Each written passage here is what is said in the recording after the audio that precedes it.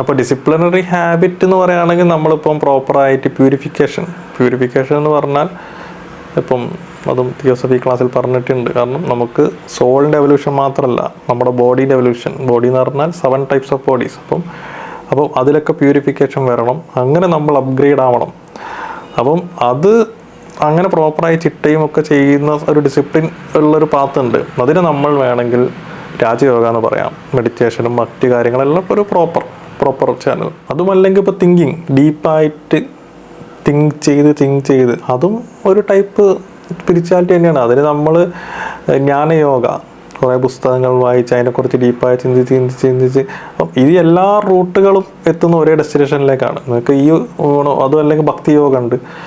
ഭക്തി ഭയങ്കരമായി ദൈവത്തിലുള്ള സ്നേഹം, ലവ്, ആ ഡിവോഷൻ, അല്ലെങ്കിൽ ഹയർ പവറിനോടുള്ള ഡിവോഷൻ, ആ ലെവലിൽ നിങ്ങൾക്ക് എത്താൻ പറ്റും. കർമ്മയോഗ. അപ്പം ഇത് ഓരോന്നും ഓരോ റൂട്ടാണ്.